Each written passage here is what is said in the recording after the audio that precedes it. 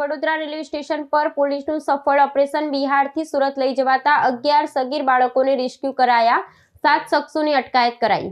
Vadodara railway પોલીસને બાળ તસ્કરીના સંભવિત રેકેટનો પર્દાફાશ કરવામાં મોટી સફળતા મળી છે। બિહારના ચાઇલ્ડ વેલફેર વિભાગ તરફથી મળેલી ચોક્કસ બાતમીના આધારે પોલીસે વડોદરા રેલવે સ્ટેશન પરથી 11 સગીર બાળકોને બચાવી લીધા છે।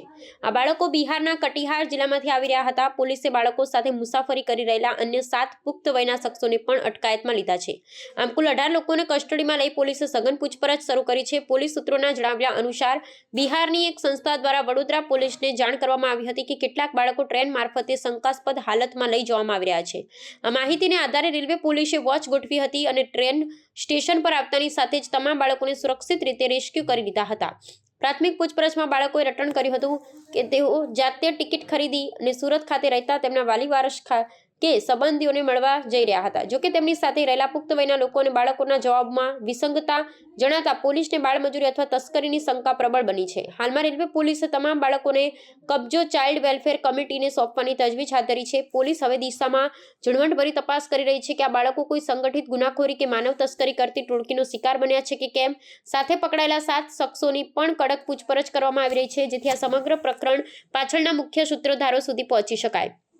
બિહાર ને સુરત પોલીસ સાથે પણ સંકલન સાધી બાળકોના પરિવારજનોનો સંપર્ક કરવાના પ્રયાસો શરૂ કરી દેવામાં આવ્યા છે। બિહારના જે કટિહાર જિલ્લો છે ત્યાંથી મુંબઈ સ્પેશિયલ ટ્રેન આવેલી, એની અંદર જે ચાઇલ્ડ વેલફેરની જે સંસ્થા છે એમને કોઈ બાતમી આપેલી કે ટોટલ 18 જેટલા બાળકો છે એની તસ્કરી કરવામાં આવેલ છે। જે બાબતે આરપીએફ, જીઆરપીએફ અને જે ચાઇલ્ડ વેલફેરની કમિટી છે તો આ લોકોએ બધાએ સાથે મળી અને આ તમામ બાળકોને રેસ્ક્યુ કરવામાં આવેલ છે। ટોટલ 18 જેટલા ને રેસ્ક્યુ કરેલા, એમાં તમામને વિગતે પૂછપરછ કરતા 7 જણ જે છે એ 18 વર્ષથી ઉપરની ઉંમરના છે અને 11 જે બાળકો છે એ 18 વર્ષથી નીચેની ઉંમરના છે, જેને બાળક તરીકે આપણે ગણી શકીએ। આ તમામને અમે વિગતે પૂછપરછ કરી છે। પર્સનલી મેં એમને પૂછપરછ કરી છે। એમના જે સગાવાલા છે એ સુરત ખાતે રહે છે, અલગ અલગ પ્રકારના ધંધા અને મજૂરીથી કામ ત્યાં કરે છે। તો એ લોકોને એવું કેવું છે કે એમણે અમને બોલાવ્યા હતા એટલે અમે ત્યાં જઈએ છીએ। એ સિવાય એમને એવું પણ અમે પૂછ્યું છે કે તમને કોઈ ગેંગ લીડર કે કોઈ વ્યક્તિએ પરાણે અથવા તો બળજબરીથી તમને ટ્રેનમાં બેસાડ્યા છે કે કેમ, એ બાબતે પૂછપરછ કરતા એ લોકો જણાવે છે કે અમે અમારી રીતે 2 જણના ગ્રુપમાં અથવા 3 જણના ગ્રુપમાં બધાએ ટિકિટ કરાવી અને સુરત ખાતે જઈએ છીએ એવું જણાવેલ છે। આપણે આ સંસ્થાના આધારે આપણે પકડ્યા છે, સંસ્થાના મેસેજના આધારે જે